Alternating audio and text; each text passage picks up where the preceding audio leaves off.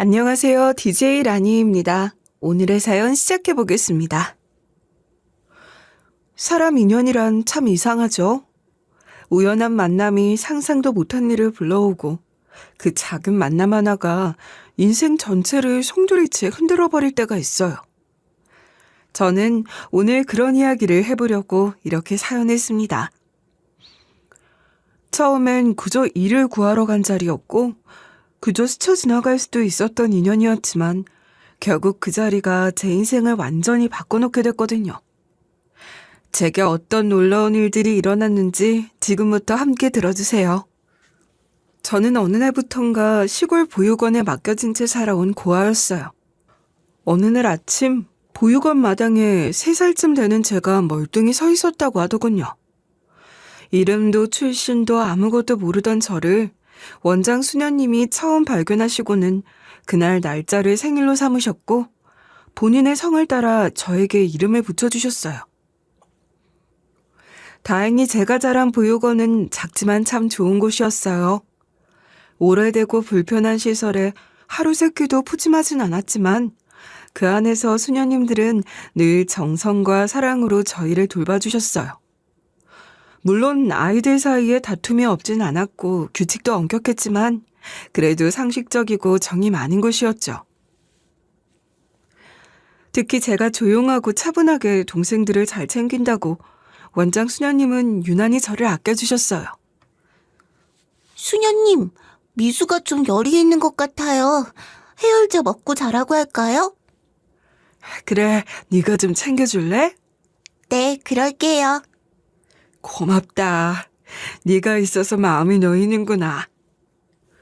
그렇게 보육원 내에서 조용히, 묵묵히 저에게 주어진 역할을 찾아가며 자라다 6살이 되던 해, 제 인생에 큰 전환점이 찾아왔죠. 입양이 된 겁니다. 입양이 결정된 날, 원장 수녀님은 저에게 새 옷을 입혀주셨고 제일 예쁜 머리핀도 꽂아주셨어요. 수녀님 보고 싶으면 어떡해요?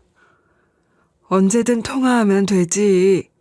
그래도 네가 앞으로 살 곳은 아주 좋은 집이야. 두 분 너를 정말 많이 기다리셨어. 널 많이 아껴주실 거야, 분명히. 양부모 두 사람은 분명 처음엔 참 다정한 사람들이었어요. 저를 위해 새 방을 꾸며주셨고 제 키에 맞는 책상이며 침대까지 예쁘게 준비해뒀더라고요. 같이 둘러앉아 밥을 먹고 이야기 나누고 가족 사진도 함께 찍고 손잡고 나들이도 가고 그땐 정말 모든 게 꿈 같았어요. 양모는 잠들기 전 저에게 책을 읽어주고 양부는 퇴근하고 돌아와 제 머리를 쓰다듬으며 안아주곤 했죠. 하지만 그 행복은 오래가지 않았어요. 제가 입양된 지 불과 몇 달 후 그 집에 아이가 생겼거든요. 양부는 결혼한 지 10년이 넘도록 아이가 없어서 저를 입양했다고 했는데 정말 거짓말처럼 제가 들어간 뒤 얼마 지나지 않아 아이를 임신하신 거예요. 타이밍이란 게 어쩜 그렇게도 기가 막힐 수가 있을까요? 아이를 임신한 이후로 양모의 태도는 점점 까칠해졌고 양부는 집에 들어오면 아이 얘기만 했어요. 그렇게 새로 태어난 아이는 예쁘고 건강했지만 그 아이가 태어난 순간부터 저는 마치 보이지 않는 유리문 밖으로 밀려난 사람 같았어요. 그거 치우라고 했지? 아기 자는데 시끄럽게 하지 마. 죄송해요. 조심할게요. 뭐가 그렇게 불선스럽니 대체? 너 때문에 애가 깰까봐 조마조마하다. 뭔 애가 저래? 그렇게 하루하루가 조심스러움의 연속이었고 급기야는 양가 어른들이 집에 오셨을 때였어요. 모두들 새로 태어난 아기를 안고 웃으며 축하하는 그 자리에서 저는 소파 한쪽에 조용히 앉아 있었죠. 쟤는 누구야? 입양했던 애 있잖아 왜? 이럴 줄 알았으면 좀 기다려볼 걸 그랬지. 안 그래? 이렇게 바로 애가 들어설 줄 알았으면 말이야. 누가 아니래요? 아니, 니들 쟤도 계속 끼고 살 거냐? 어쩔 수 없잖아요. 애 생겼다고 파양할 수도 없고. 없긴 왜 없어. 제일 위에서도 그게 나을 수도 있지. 저러고 겉도느니. 안 그래? 생전 처음 들어본 파양이란 단어지만 저는 그 의미를 바로 알아챘습니다. 그리고 어느 날 저를 데리고 나간 차는 다시 보육원 앞에 섰고 전 그렇게 다시 그곳으로 돌아왔어요. 그게 전부였어요. 무슨 가구 하나 가져다 써보다가 필요 없어지니 다시 돌려보낸 것처럼 간단했죠. 수녀님, 제가 뭘 잘못한 거예요? 아니야. 그건 네 잘못이 아니야. 절대 네 탓이 아니란다. 그렇게 생각하지 마. 절대 그러면 안 돼. 하지만 그 말이 위로가 되진 않았어요. 저는 이미 버려졌다는 감정을 뼛속 깊이 느끼고 있었고 그 상처는 평생 지워지지 않았어요. 입양되었다가 파양된 아이란 꼬리표는 말없이 그러나 너무나 선명하게 저를 따라다녔고 다른 입양 문의가 들어와도 끝내 저는 선택받지 못했어요. 나이가 들어가면 입양은 점점 더 힘들어지니 더더욱 그랬고요. 그때부터였던 것 같아요. 저는 세상에 저 혼자뿐이란 사실을 받아들이기 시작했어요. 기대도 바람도 없었고 누군가가 저를 다시 데려가 주길 바라지도 않았어요. 그런 생각이 얼마나 어리석고 부질없는지 고작 9살의 저는 깨달아버렸어요. 누구에게 기대지 않아도, 누가 나를 골라주지 않아도 내가 내 삶을 지킬 수 있어야 한다. 나를 지킬 사람은 나밖에 없다. 그 생각은 제 안에 뿌리를 내렸고 점점 더 단단해졌어요. 저는 재능이랄 게 없었어요. 머리가 좋지도 않았고 공부를 잘하는 것도 운동을 잘하는 것도 아니었고 그렇다고 얼굴이 예쁘거나 딱히 눈에 띄는 구석도 없는 아이였어요. 제가 가진 건 정말 아무것도 없었어요. 그러니 저는 생각했어요. 나한테 남은 건 쓸모밖에 없다고요. 어디에선가 꼭 필요하다고 느껴지는 존재가 되어야 한다고요. 그렇게 나름의 생존 전략 겸 예쁨을 받으려 찾은 게 바로 요리였어요. 어릴 적부터 전 보육원 조리실에 자주 드나들며 수녀님들을 도와왔어요.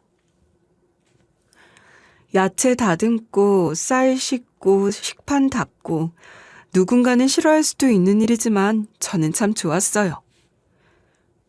이 감자볶음 네가 간한 거니? 네, 간장 한 숟갈 반 넣었어요. 어쩐지 딱 맞더라. 참 잘했다. 우리 수환이가 보면 볼수록 요리에 소질이 있다니까. 그렇게 칭찬을 들을 때면 저는 제가 쓸모있는 사람이라는 느낌을 받았고 그 순간만큼은 세상에 버려진 존재가 아니라 필요한 존재가 된 것 같았어요.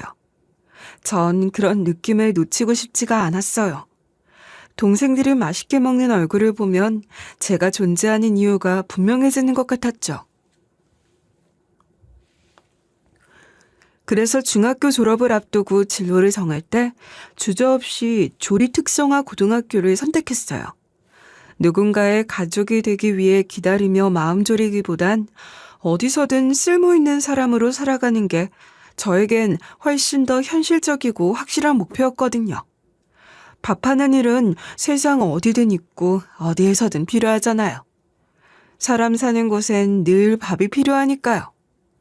그러니 제 나름 이 세상에 한번 발붙이고 살아보려는 전략이었던 거죠.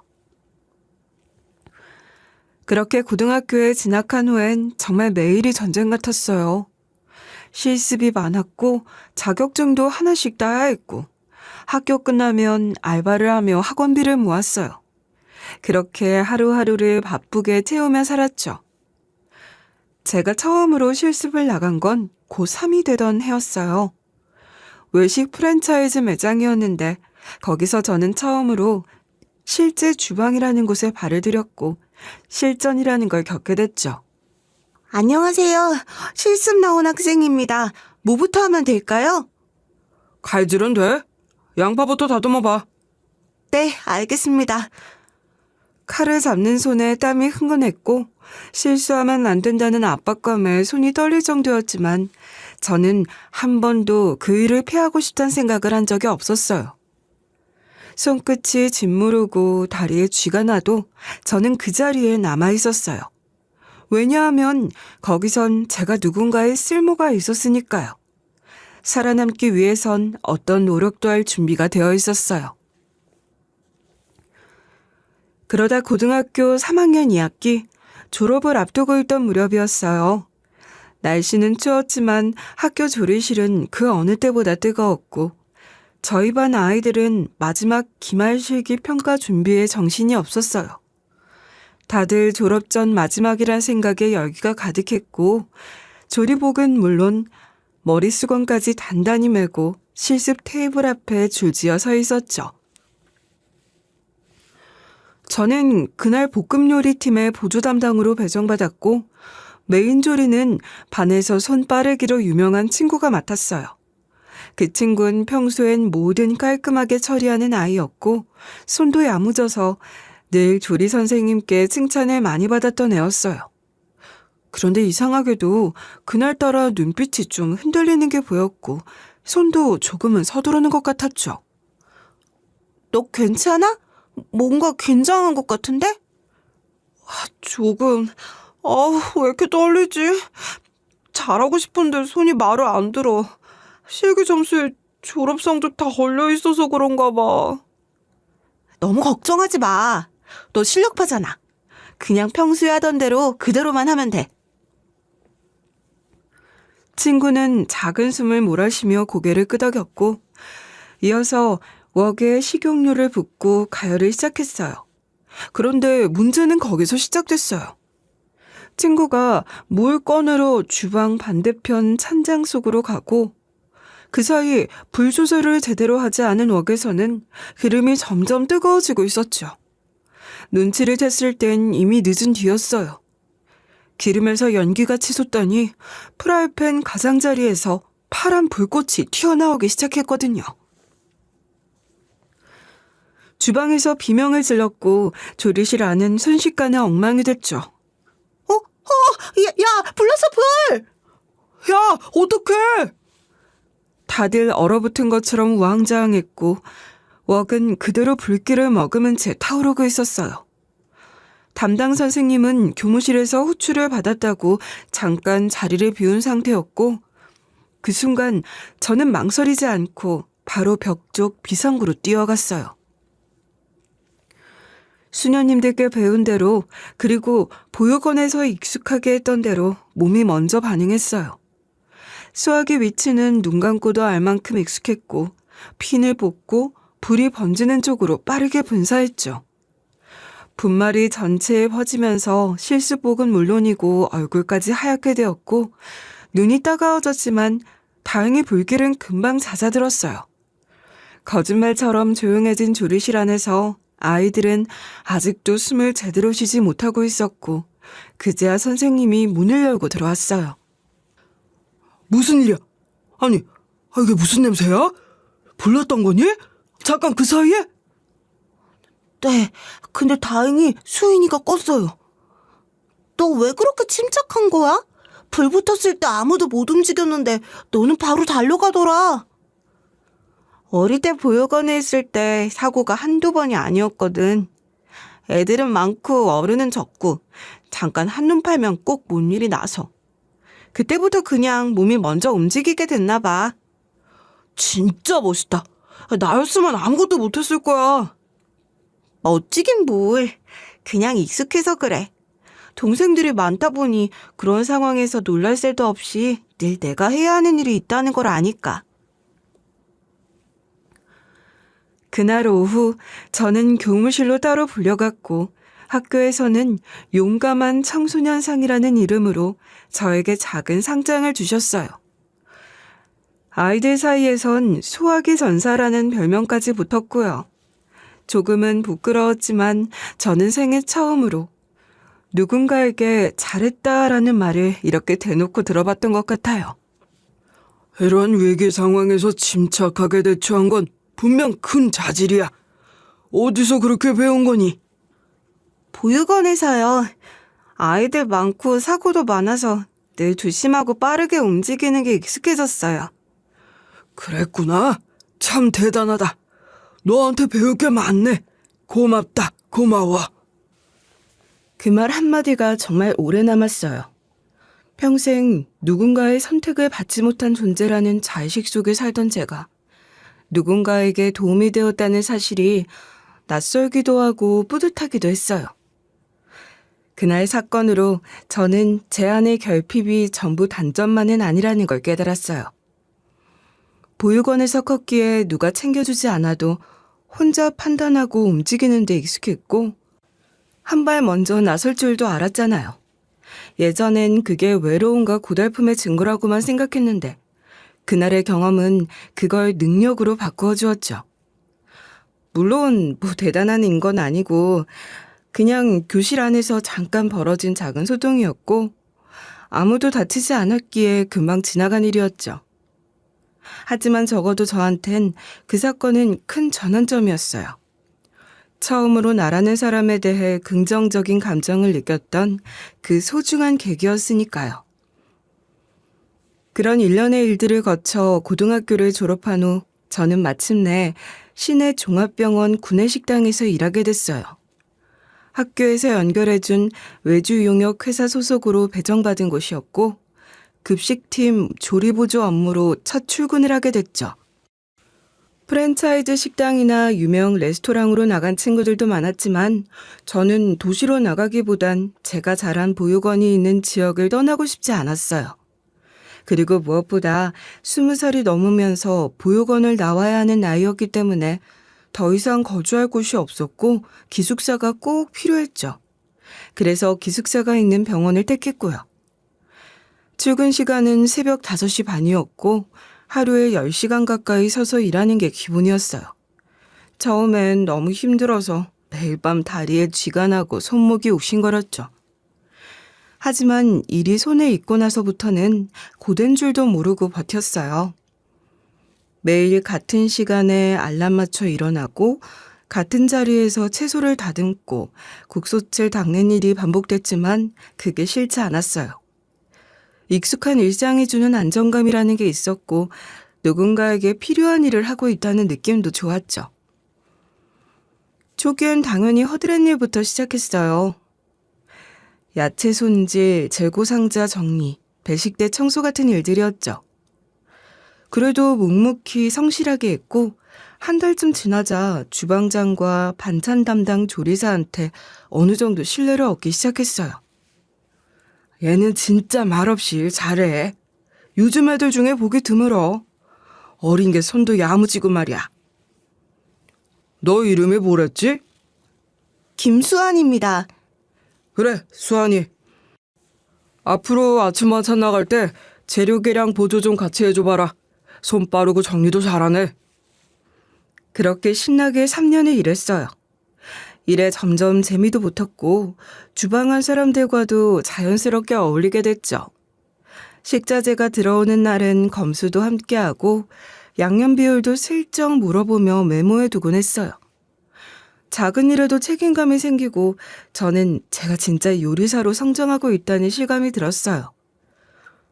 그러다 보니 사람이라면 의뢰 계약 연장을 기대하게 되는 건 너무나 당연한 일이잖아요. 저뿐만 아니라 3년 차를 넘긴 사람들 대부분이 비슷한 기대를 갖고 있었고 저도 마음속으론 아마 이번에도 문제없이 재계약되겠지라는 생각을 하고 있었어요. 그런데 때마침 일이 터진 겁니다. 저녁 준비 중 배식 창고에서 갑자기 소란스러운 얘기가 들려오기 시작했어요. 복통 호소하는 환자들이 있다는데? 뭐 잘못된 거 없나 좀 살펴봐. 뭐? 아니 무슨 그런 일이... 이 고기무침 냄새 이상한데? 뭐라고요? 어디 봐요. 이거 냄새 진짜 좀 이상하다. 식자재 냉장 보관 상태가 부적절했다는 클레임이 접수됐고 몇몇 환자들이 복통을 호소하기 시작했다는 보고까지 들어왔어요.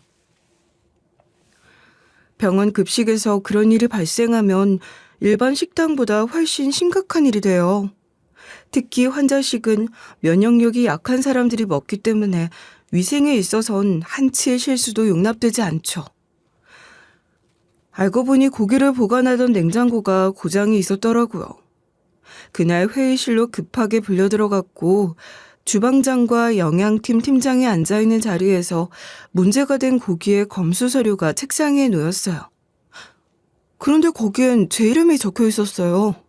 제가 고기 상태를 확인하고 사인을 했다는 문서였죠. 수아나, 너 그날 고기 검수 네가 했어? 아니에요. 그 시간엔 야채 정리하고 있었어요. 그날 고기 쪽은 아예 제가 맞지 않았어요. 근데 사인이 네 이름이잖아. 그 말을 듣는 순간 손이 덜덜 떨리기 시작했어요. 저는 절대 그런 사인을 한 적이 없었어요. 입고 검수는 영양팀 직원이 직접 했고 제 업무는 그날 내내 채소 손질과 배식 준비였어요. 저는 냉장고 앞에도 가지 않았고 고기 박스를 본 적조차 없었어요. 영양사님, 그 시간에 제가 어디 있었는지 아시잖아요. 저는 채소 정리만 했어요. 근데 사인이 있잖아. 네가 실수했을 수도 있는 거 알아. 실수를 했으면 인정을 해야지. 아니에요. 전 그날 그쪽으로 가지도 않았다고요. 억울함을 호소하는 저를 영양사는 아무렇지 않은 얼굴로 똑바로 쳐다봤고 그 표정에서 저는 직감적으로 느꼈어요. 이 사람은 진실을 알고 있다는 걸, 그리고 자신이 뭘 해야 할지도 이미 결정했다는 거려.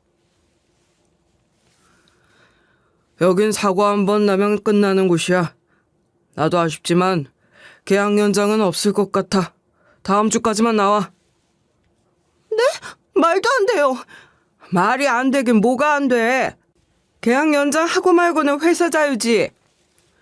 결국 저는 아무 말도 하지 못한 채 돌아왔고 싸늘하게 식어있는 고기 무침의 냄새를 맡으며 고무장갑을 벗었어요. 말도 안 되는 일이 벌어졌는데 누구 하나 제 편에 서주는 사람이 없었어요. 다들 애써 고개를 돌리고 외면했죠. 이모, 제가 안 했어요. 진짜예요. 알지. 근데 우리 같은 사람한테는 설명할 기회도 제대로 안 주잖아. 뭐 어쩌겠어. 그래도 아직 넌 어리잖아. 뭐하러 굳이 여기 있으려고 그래. 더 좋은 데서 가서 일해, 응? 그 말이 더 아팠어요. 억울한 걸 넘어서 사람 하나가 이렇게 아무 힘 없이 잘려나가는 걸 아무렇지 않게 받아들이는 이 현실이 너무 서글펐어요. 한동안 마음속에서 아무 말도 떠오르지 않았고 눈물도 안 나더라고요. 그제서야 깨달았죠. 보육원이나 학교라는 그늘 안에서 살 땐 이 바깥은 정말 까맣게 몰랐던 세계였어요. 거긴 그래도 누군가가 봐주고 챙겨주고 실수하면 한 번쯤 기회도 있었어요. 그런데 여긴 아니더라고요. 이곳은 사회였고 사회는 차갑고 냉정했어요. 특히 저처럼 백도 없고 가진 것 하나도 없는 사람에겐 더더욱 가혹했어요. 3년 동안 단 하루도 지각한 적 없고 무거운 국솥 들어올리면서 손목이 다 뒤틀려도 참고 일했고 아픈 날에도 약 먹고 조리실 먼저 가서 칼부터 닦았던 제가 단지 그 억울한 하나의 사건으로 내쳐졌다는 게 믿기지 않았습니다. 억울하단 감정보다는 허무하고 씁쓸했어요. 병원에서 잘린 이후 저는 2달 정도 아무 일도 하지 않고 고시원 방 안에서 지냈어요. 하루하루 지나가는 시간이 무서울 정도로 길게 느껴졌고 공백이 길어질수록 불안감은 더욱 커졌어요. 시계 초침 소리조차 거슬릴 만큼 예민해져 있었고 가끔은 자다가도 벌떡 일어나 앉았어요. 오늘은 어떤 자리에라도 이력서 한 장 넣어야지 하면서도 막상 컴퓨터 앞에 앉으면 손이 움직이지 않았어요. 억울하게 잘린 그 기억이 워낙 깊게 박혀 있었던 것 같아요. 그 일만 생각하면 손끝부터 얼어붙는 기분이었고 누군가가 또 내가 하지 않은 일로 나를 탓할까봐 선뜻 아무 용기가 나지 않더군요. 그러던 어느 날 원장 수녀님에게서 연락이 왔어요. 고등학교 졸업 이후 연락이 뜸했었는데 갑자기 한번 들르라고 하시더라고요. 전화기 너머 목소리는 여전히 단정하고 따뜻했지만 어디서 묘하게 걱정이 묻어나 있었어요. 수아나, 너 요즘 얼굴 좀 봐야겠어. 혼자 많이 지친 것 같아서 걱정돼. 저 괜찮아요, 원장수녀님. 그냥 좀 쉬고 있었어요. 아기 때부터 봐왔는데 내가 널 모르니? 한번 와라. 잠깐 얼굴 보고 얘기하자. 얼마 후 보육원을 다시 찾았고 수녀님은 제 손을 꼭 잡고는 이야기를 꺼내셨어요. 수아나, 너 어린 나이에 너무 큰 곳에 나가서 상처 많이 받았지? 그냥 제가 그만큼 못나서 그런 거겠죠. 아니야. 네 잘못은 아니야. 세상을 살다 보면 그런 일들이 일어나곤 해. 하지도 않은 일 때문에 억울함을 당하기도 하고 말이야. 그래서 말인데, 너 혹시 개인조리사 일 한번 해볼 생각 있니? 개인조리사요? 한 재벌집인데 조리사 자리가 하나 났대. 식사도 만들고 필요하면 아이도 돌봐주는 일이라는데 네 생각이 나더구나. 네가 요리도 잘하고 아이들도 잘 보살피잖아.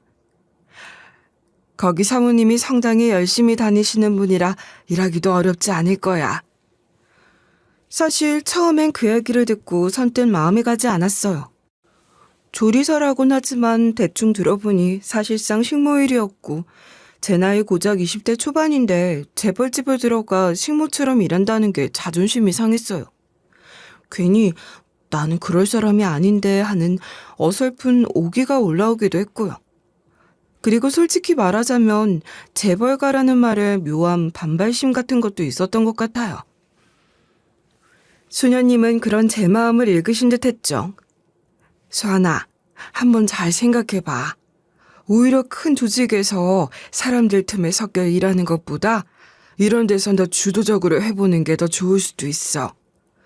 너무 큰 곳에 갔다 또 상처받고 치이느니 혼자 요리하고 준비하고 그런 편이 나을지도 몰라. 적어도 당장은 말이야. 그리고 웬만하면 요리 쪽 일만 하도록 내가 얘기해 볼게. 그래도 그 집이 어떤 집인지도 모르고 가는 건 좀 무서워요. 어떤 분이 사는지도 모르고. 그 집 사모님 성당 나가면 가끔 봤는데 사람 봐가며 말 바꾸는 분 아니야. 믿어도 될 거야. 사실 저 아직도 자신이 없어요. 무서워요. 그래서 그 집을 추천하는 거야. 공장도 아니고 급식팀도 아니니까. 네 손으로 모든 걸 해내는 거야. 거기서 자신감 되찾고 예전의 수인이로 돌아와줘. 응? 수녀님, 저 진짜 괜찮을까요? 그럼 당연하지. 그럼 일단 면접만이라도 봐보고 판단해. 마음에 들지 않으면 안 해도 돼. 저는 그 말을 믿기로 했어요. 아니, 어쩌면 그 순간만큼은 수녀님의 믿음을 빌려 제 자신을 다시 일으켜 세운 거였는지도 몰라요. 그렇게 저는 다시 일을 시작할 용기를 내기로 했어요. 며칠 뒤 수녀님께서 보내주신 주소를 따라 면접장으로 향했어요. 조용한 주택이 늘어선 곳, 커다란 대문 앞에 서서 저는 잠시 숨을 골랐어요. 문이 열리고 안으로 들어서자 그 조용한 고요함이 오히려 묘한 위험처럼 느껴졌어요. 수녀님 말대로 그냥 면접만 보는 거니까 쫄 거 없어, 김수환. 안으로 들어갔을 때 일하시는 분 다음으로 절 맞은 건 한 5살쯤 되어 보이는 꼬마였어요. 그런데 그 아이가 저를 빤히 바라보더니 다짜고짜 이런 말을 하는 거예요. 어? 엄만 줄 알았어요. 돌아가신 우리 엄마랑 똑같이 생겼어요. 그 말을 듣고 순간 당황했지만 아직 어려 보이는 아이가 하는 말이니 그러려니 했죠. 그래도 마음 한편에선 이상하다는 생각이 스쳤어요. 돌아가신 엄마랑 똑같다는 말이 너무 구체적이잖아요. 하지만 저는 아이에게 웃으며 말했어요. 그러니 엄마도 되게 예쁘셨구나. 응, 근데 할머니는 맨날 울어요. 엄마 생각난다고. 순간 말문이 막혔어요. 그 말을 들으니 괜히 가슴이 서늘해졌고 어딘지 모르게 묘한 기분이 들더군요. 그때였어요. 안에서 누군가가 급히 걸어 나오더니 아이 옆에 서며 저를 바라보았죠. 사모님이셨어요. 단정한 원피스 차림에 얇은 스카프를 두르고 있었는데 저를 보는 순간 얼굴이 순식간에 하얘지더니 거의 그대로 얼어붙은 듯 보였어요. 안녕하세요. 보육원 원장 수녀님 소개로 면접 보러 왔습니다. 김수환입니다. 아니. 계속해서 사모님은 말을 잇지 못하고 한참을 저를 뚫어지게 바라보셨어요. 그 눈빛 속엔 놀라움과 당황, 그리고 설명할 수 없는 어떤 슬픔이 얽혀 있었어요. 입술이 파르르 떨리던 사모님은 결국 소파에 손잡이에 몸을 기대듯 주저앉으셨어요. 저는 놀라 급히 다가갔죠. 괜찮으세요? 괜찮아요. 잠깐만요. 괜찮습니다. 한참을 그대로 앉아 계시던 사모님은 깊게 숨을 들이신 뒤 조심스럽게 자리에서 일어나셨어요. 그리고 잠시 뒤 면접이 시작됐죠. 그런데 면접이라기엔 분위기가 너무 이상했어요. 사모님은 뜻밖의 질문을 하셨어요. 실례가 안 된다면 부모님에 대해 여쭤봐도 될까요? 저는 어릴 때부터 보육원에서 자랐어요. 어릴 적 보육원에 맡겨졌다고 들었고 이름도 출신도 몰라요. 원장님 성을 따라 이름을 받았고요. 생일도 보육원에 들어온 날이고요. 혹시 생일이 언제죠? 5월이에요. 5월 3일. 그 말을 들은 사모님의 표정이 순식간에 일그러졌어요. 그러더니 조심스럽게 지갑을 열더니 떨리는 손으로 사진 한 장을 꺼내셨어요. 사진 속에는 지금의 저와 똑같이 생긴 여자가 있었어요. 단발머리에 웃는 모습, 그리고 그 옆에는 아이를 안고 있는 모습이 찍혀 있었어요. 이 아이는 제 딸이에요. 1년 전 사고로 세상을 떠났고요. 저기 보이는 아이가 아까 문 열었던 손자고요. 그런데 저희 말대로예요. 아가씨가 우리 은주랑 너무 많이 닮았어요. 그러네요? 제가 보기에도 좀 닮긴 했네요.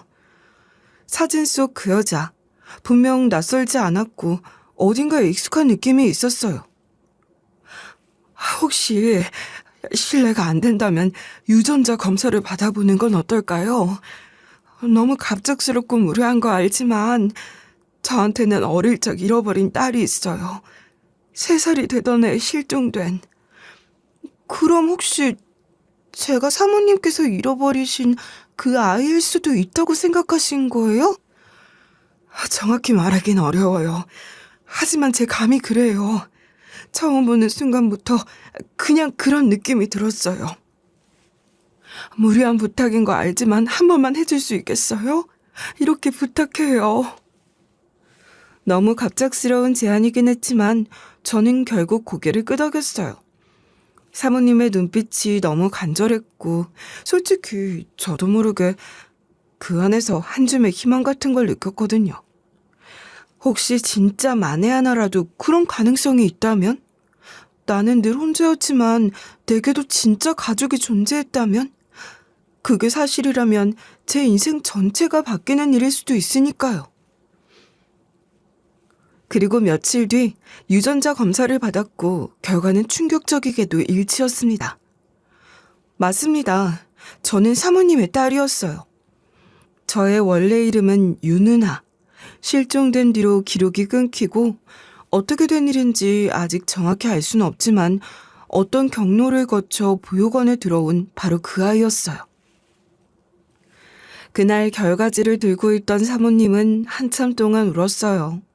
그리고 제 손에 붙잡고 말을 잇지 못하다가 떨리는 목소리로 말하셨어요. 은하야, 엄마야, 엄마가 너를 한시도 잊은 적이 없어. 매년 너 생일에 케이크 놓고 기도했어.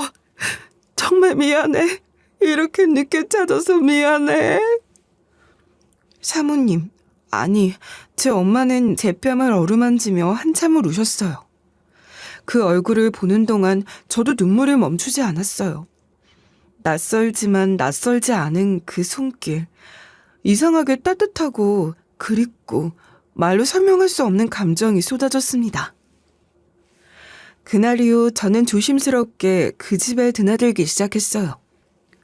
면접은 당연히 없던 일이 됐고 엄마는 매일같이 저에게 과거 이야기를 들려주셨어요. 저와 동생을 데리고 나갔다가 잠깐 동생을 챙기는 사이 절 잃어버렸다고. 아무리 찾으려고 해도 찾을 수 없었다고. 그리고 그렇게 20여 년이 흘렀다고. 엄마는 계속 스스로를 탓했어요. 내가 그때만 좀 더 주의했으면 한순간도 눈 안 떼고 지켜봤어야 했어. 그렇다면 널 그렇게 놓치지 않았을 텐데. 그래도 이렇게 널 찾았으니까 다행이다. 살아있어줘서 고마워. 그리고 미안해. 엄마가 얼마나 널 그리워했는지 몰라. 그 집에서 외할아버지도 만나게 됐어요. 엄마를 닮은 반듯한 인상이었고 저를 보자마자 눈물을 쏟으셨죠. 우리 손녀, 그렇게 찾던 우리 은하라고? 네가 우리 은하가 맞다고? 세상에, 하레비 한번 안아보자. 내가 실종 신고서 들고 다닌 게 어제 같은데 이럴 수가 있나? 이렇게 만날 줄이야. 은하야. 할아버진 제 손을 덥석 잡고 한참을 놓지 않으셨어요. 그의 손길은 따뜻했고 묘하게 든든했어요. 처음으로 가족이라는 단어가 저한테 피부로 와닿는 순간이었어요.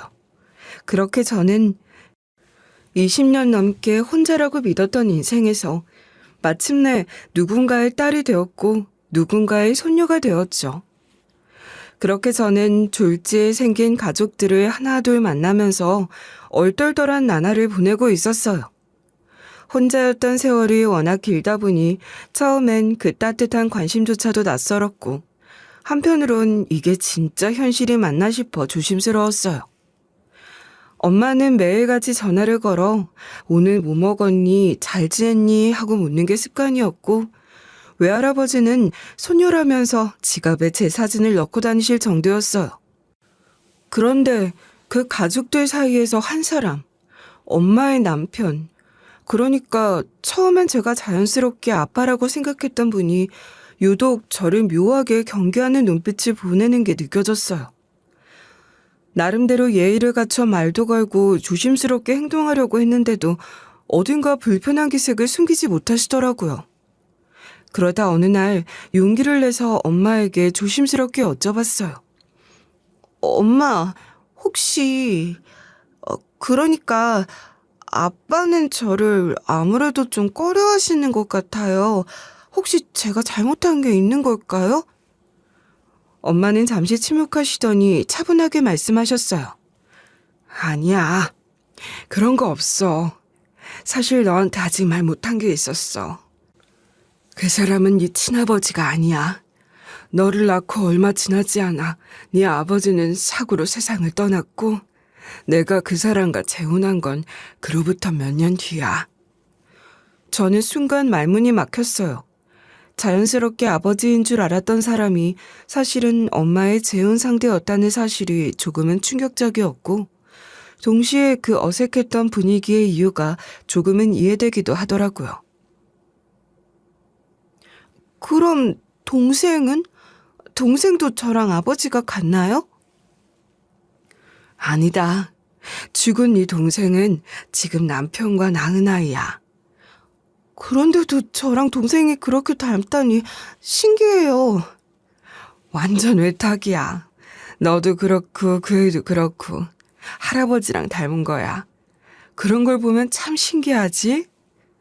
네, 하긴 할아버지, 엄마, 저 다 눈매가 똑같네요. 그 사실을 알고 나니 마음이 더 복잡해졌어요. 겉으론 웃으며 인사도 하고 어색하지 않게 행동하려 노력했지만 마음속에선 묘한 경계심이 싹트기 시작했던 것 같아요.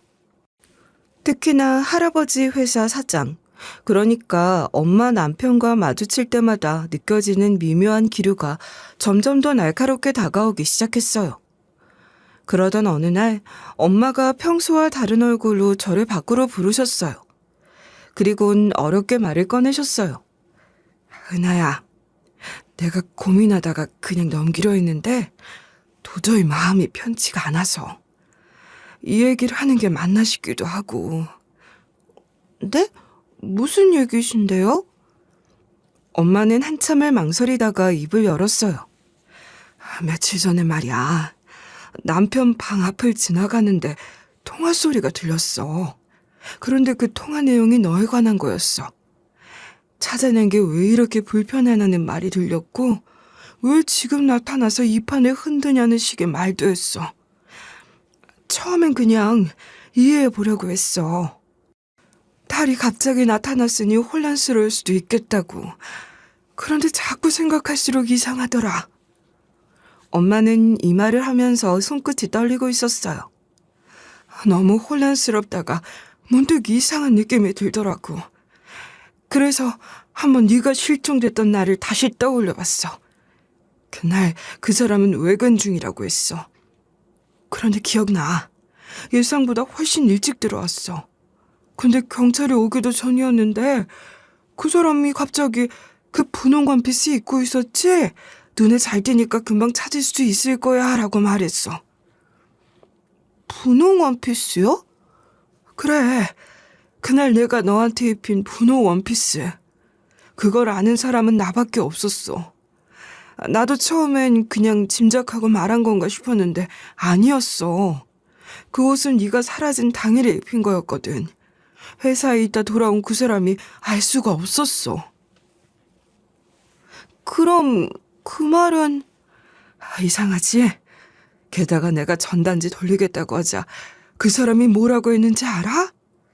기업 이미지에 좋지 않다고, 언론이 달려들면 가정사까지 다 까발려진다고.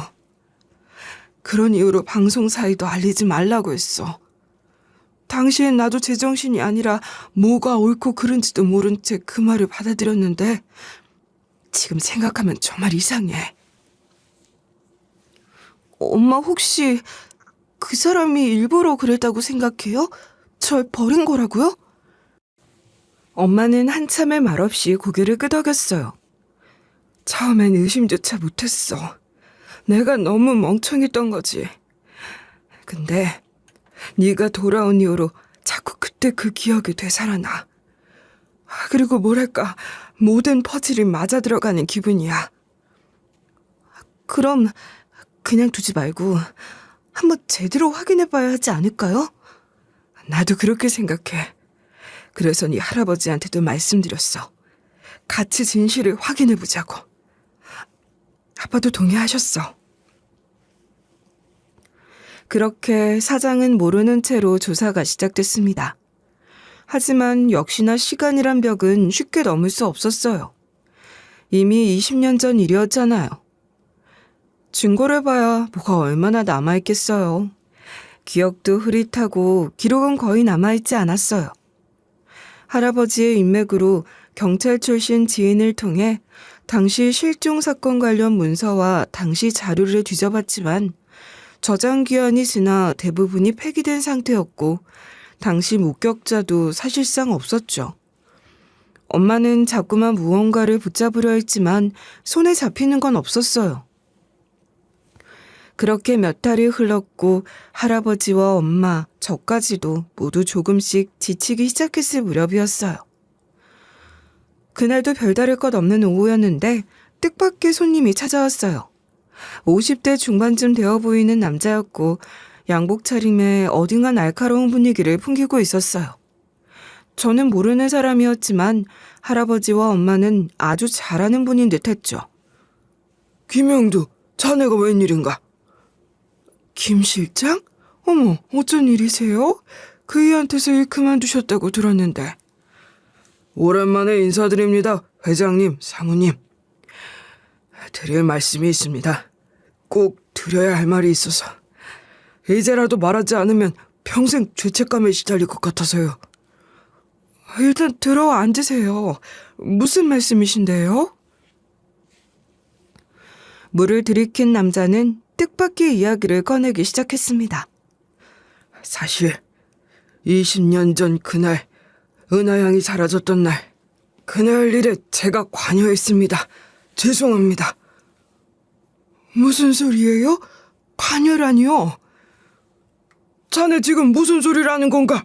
알아듣게 말을 해. 엄마는 얼굴이 새하얘졌고 할아버지는 자리에서 벌떡 일어나셨죠. 사실 그날 사장님께 지시를 받았습니다. 사모님이 은하양과 어린 동생을 데리고 외출하던 날이었죠. 사모님을 미행하라는 명령을 받았고 저는 명령대로 아이들을 유심히 지켜보고 있었어요. 그러다 그때 사모님이 잠깐 자리를 비우신 틈을 타서 제가 은하양을 데려갔습니다. 뭐라고요? 그걸 지금 말이라고 해요? 대체 그게 무슨 얘기예요? 죄송합니다. 정말 죄송합니다. 정말 죽을 죄를 지었습니다. 당시엔 아무 생각 없이 그냥 시키는 대로만 했습니다. 아이를 데리고 가서 이름도 모르는 보육원 앞에 조용히 내려놓고 왔습니다. 그쪽이 날 보육원에 데려다 놓고 왔다고요? 맞습니다. 정말 죄송합니다. 뭐라 할 말이 없습니다. 하지만 너무 늦은 변명이지만 저는 그날 이후로 술 없이는 잠들 수가 없었습니다. 가끔씩 뉴스를 보다가도 아이들 관련 사건이 나오면 온몸이 떨렸고요. 늘 마음에 걸렸지만 무섭고 또 들킬까 두려워서 말도 못하고 지냈습니다. 그런데 갑자기 이런 얘기를 하는 이유가 뭔가? 이제 와서 20년이라는 그 시간과 기회를 다 제쳐주고 이제야 말하는 이유가 뭐야? 사장님께서 저를 내쳤습니다. 이제 쓸모가 없다며 자신이 벌인 비리를 저한테 다 뒤집어 씌우고 저를 감옥에 보내려 하고 있습니다. 더는 참을 수 없어서요. 그동안 나쁜 짓도 많이 했지만 그중 제일 큰 죄는 은하양을 데리고 간 그 일이었습니다. 그 죄는 절대 사라지지 않더라고요. 그래서 이렇게 뒤늦게나마 제 죄를 밝히고 사죄드리러 왔습니다. 용서를 구하진 않겠습니다. 정말 죄송합니다. 엄마는 그 말을 듣자마자 무너지셨어요. 두 손으로 얼굴을 가리고 우월하셨고 저는 그 옆에서 아무 말도 하지 못한 채 주저앉았어요. 머리가 멍해졌고 심장이 쿵 내려앉는 느낌이었어요. 그 어떤 소리도 들리지 않고 저는 그냥 그 자리에 박제된 것처럼 얼어붙어 있었어요. 그래서 지금 이 얘기를 털어놓으면 네 죄가 사라지기라도 할 줄 알았냐? 지금 무릎 꿇고 빌면 우리가 다 용서해 줄 것 같아? 그런 거 아닙니다. 감히 용서를 구할 생각 없습니다. 그냥 너무 늦었지만 이 진실만은 밝히고 싶었습니다. 마지막이라도 이렇게 뒤늦게라도 제 죄를 고백했어야 했어요. 그날 이후로 내가 어떤 마음으로 살아왔는지 알아요? 매년 우리의 생일이면 케이크 넣고 기도했어요. 살아만 있어달라고. 제발 따뜻한 집에서 살고 있길 바란다고. 그런데 그게 당신 짓이었다고요? 당신이 그렇게 만든 거였다고? 현 사장 이 개새끼, 내가 이 새끼를... 할아버지는 사장을 죽여버리겠다며 고함치셨고 사장의 신복이라는 남자는 말없이 고개를 떨군 채 울먹였고 저는 그 자리에 주저앉은 채 허공을 바라봤어요.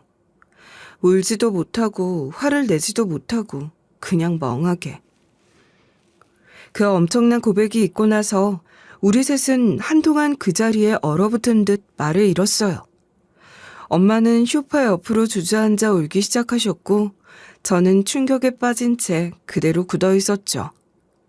아무 소리도 들리지 않았고 시간이 멈춘 것처럼 모든 것이 멍했어요. 그놈 지금 당장 고소해. 변호사 불러. 하나도 남김없이 다 전화올 거야. 내가 이대로는 못 넘어가. 배은망덕한 새끼 같은 이라고. 그날 밤 할아버지는 곧장 법률 자문을 맡고 있는 변호사에게 전화를 거셨고 다음날 오전에 변호사와 함께 정식 고소를 진행하셨어요. 사장이 신복이 직접 자필로 작성한 진술서와 더불어 당시 보관해둔 것으로 보이는 녹취 파일, 차량 동선 GPS 기록, 보육원 입소 당시 서류 복사본까지 증거로 제출했죠. 그 중에서도 결정적인 건 사장이 메모지에 남겨둔 일정 관리용 문건이었어요. 자필로 아이 처리 완료라고 적힌 문장이 있었고 날짜도 딱 제가 실종됐던 날과 일치했어요. 그렇게 정식 고소장이 접수됐고 사건은 빠르게 확대됐어요. 신복의 추가 진술에 따라 수사 범위가 넓어졌고 그 과정에서 뜻밖의 것들이 줄줄이 드러났죠. 사장이 할아버지 몰래 자금을 빼돌렸던 정황이 밝혀졌고 페이퍼 컴퍼니를 통해 자신의 명의가 아닌 법인을 이용해 자산을 분산시킨 흔적도 확인됐어요. 수사 담당자들이 확보한 서류 안엔 위조된 세금 계산서, 허위 영수증, 그리고 분산된 계좌 내역까지 빼곡히 정리돼 있었고요. 경찰은 아동 유기, 업무상 배임, 횡령, 공문서 위조, 위증교사, 증거인멸 시도까지 총 6가지 혐의로 사장을 기소했습니다. 재판이 시작되고도 사장은 끝까지 혐의를 부인했지만 이미 모든 정황이 나와 있는 상황에서 거짓말은 오래가지 못했죠. 결국 법원은 그의 죄질이 매우 악질적이고 구조적으로 계획된 범죄라며 징역 10년 실형을 선고했어요. 그 순간 저는 이상하게도 아무 말도 할 수가 없었어요. 분명 이뤄져야 마땅할 복수였고 정의였는데 마음이 이상하게 허전했어요. 왜 그럴까 생각하다 20회를 넘게 가족과 멀어져야 했고 잃어버려야 했던 그 시간이 단순히 형량이라는 단어 하나로 채워지진 않기 때문이라는 걸 알게 됐죠. 저와 엄마만큼이나 할아버지도 큰 충격을 받으신 듯 했어요. 사위를 믿고 사장 자리를 맡긴 만큼 배신감도 컸던 거죠. 결국 할아버진 재판 결과가 나온 뒤 심장 두근거림을 호소하시며 병원에 입원까지 하셨어요. 병실에 계신 내내 말씀을 거의 하지 않으셨고 병실 천장을 바라보며 혼잣말처럼 중얼거리셨어요. 내가 어떻게 그런 놈을 옆에 두고 살았지? 내가 우리 손녀를 그놈 손에 놓치고도 몰랐단 말이지. 엄마는 매일같이 병실에 오가며 할아버지를 간호하셨고 틈틈이 저를 붙잡고 미안하다고 우셨어요. 미안해. 정말 미안해. 그런 인간이랑 결혼해서 널 잃어버리고도 그걸 몰랐단 게 엄마야. 엄마가 진짜 미안해. 엄마가 왜요? 그 인간 짓인데 엄마가 뭘 잘못했다고요. 그래도 난 네 엄마인데 그렇게 오래 널 못 찾아서 널 그런 곳에 홀로 두고 미안하다 은하야. 미안해. 엄마는 말을 잇지 못한 채 제 손을 꼭 붙잡고 우셨어요. 그 손끝에서 떨림이 느껴졌고 저는 속으로 생각했어요. 이건 엄마의 죄가 아니라 그놈의 죄라고. 그리고 더는 이 아픔이 엄마의 몫이 아니라고요. 엄마, 20년의 시간이 너무 억울했어요. 억울해서 미칠 것 같았어요. 하지만 이제 그렇게 생각하지 않으려고요. 그 시간을 억울해하고 원망만 해봤자 달라지는 건 없잖아요. 우리 지금부터라도 같이 시간 보내요. 그 시간을 다 덮고도 넘을 만큼 꼭 붙어 있어요. 네? 그래, 그러자 우리 딸. 그 이후로 엄마와 저는 자주 성당에 갔어요. 촛불을 켜고 나란히 앉아 조용히 기도했어요. 아무 말도 하지 않아도 그 시간이 위로가 됐고 단둘이서 가만히 손을 맞잡고 성당 앞마당을 걸으면 그 안에서 흐르던 따뜻한 공기가 저를 살게 했습니다. 너무 늦게 만나서 속상하다. 몇 년만 일찍 만났더라도 네 동생이 널 많이 그리워했어. 사진을 보면 늘 네 얘기를 했지. 그 아이 살아있었더라면 아마 무척 좋아했을 텐데. 그러게요. 은주 저도 보고 싶어요. 너무 일찍 떠났어. 아이 낳고 혼자 키우다 몸이 안 좋아졌는데 끝내 버티지 못했어. 그 말을 들으니 더더욱 가슴이 저릿했어요. 기억도 나지 않지만 어릴 적 제가 동생을 많이 아꼈다고 들었거든요. 알고 보니 동생은 결혼도 하지 않고 너무 어린 나이에 아이를 낳았고 혼자서 키우다 병으로 세상을 떠났다고 하더군요. 그게 동생의 마지막이란 사실이 가슴을 후벼 팠어요. 그래도 제게는 남겨진 조카가 있었죠. 동생이 세상을 떠난 후 엄마가 아이를 키우고 있었어요. 어린 조카는 유난히 저를 잘 따랐고 매번 집에 오면 졸졸 따라다녔어요. 하루는 제가 조용히 동생 생각을 하다가 조카 얼굴을 바라봤는데 아이가 고개를 갸웃하며 그러더라고요. 왜 그래요? 슬퍼요? 아니 그냥 네 엄마가 보고 싶어서. 제 말에 조카는 해맑게 웃으며 말했어요. 근데 여기 있잖아요. 엄마 얼굴. 이모 얼굴이 엄마 얼굴인데 왜 자꾸 보고 싶대? 그래, 우리 은호 말이 맞다. 정답이다. 그 말에 저랑 엄마랑 동시에 빵 터졌어요. 그러게 말이에요. 아이 말대로였어요. 동생은 세상을 떠나고 없었지만 저와 가족들의 얼굴 속에 무엇보다 마음속에 살아있었죠. 1년의 사건이 일단락되고 나서 어느 날 할아버지가 저에게 혹시 회사에 들어오지 않겠느냐고 물으시더라고요. 그동안 고생도 많이 했고 이제는 안정된 자리에서 일할 때도 되지 않았겠느냐고요. 물론 고마운 제안이었지만 저는 조심스럽게 고개를 저었어요. 할아버지, 저는 회사보다 제가 하고 싶은 일이 있어요. 그래? 어떤 일이냐? 사실 저 비건 레스토랑을 열고 싶어요. 어릴 때부터 요리만큼은 진심이었거든요. 그리고 제가 직접 만든 건강한 음식으로 사람들한테 위로를 줄 수 있으면 좋겠어요. 할아버지는 잠시 말을 잇지 않으시더니 이내 고개를 끄덕이셨어요. 그럼 도와줘야지. 네가 원하는 거라면 해봐야지.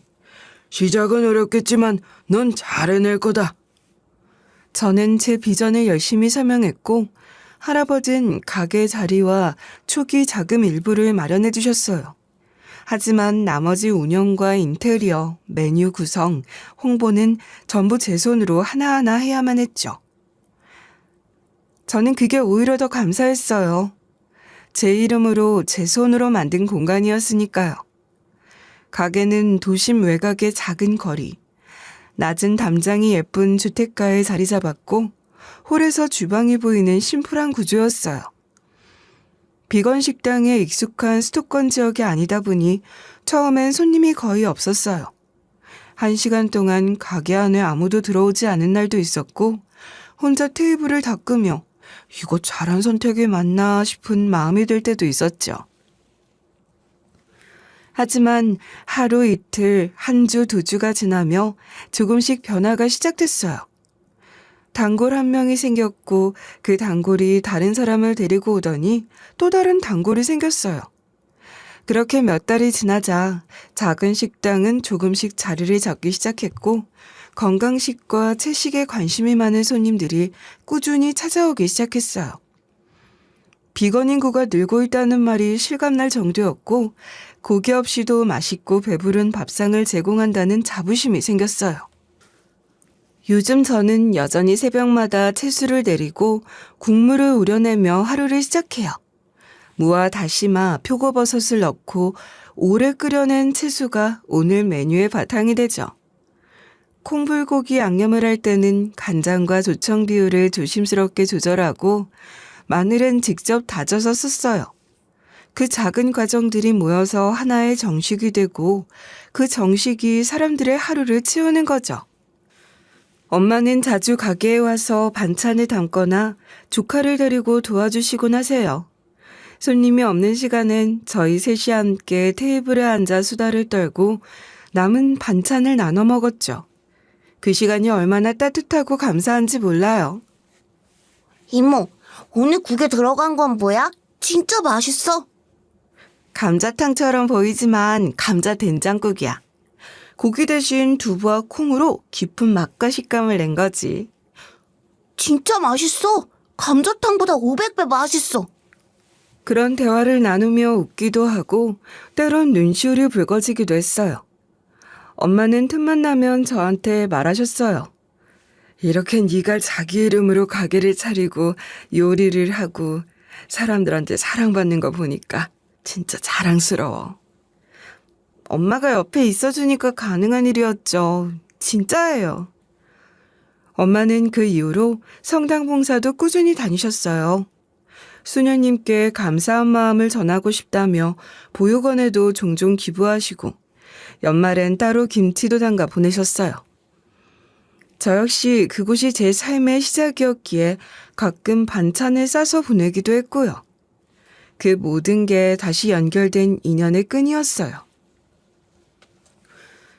그와는 달리 징역형을 선고받은 사장은 지금도 교도소에 있어요. 들은 바에 따르면 모범수는커녕 동료 수감자들과도 자주 마찰을 일으킨다더라고요.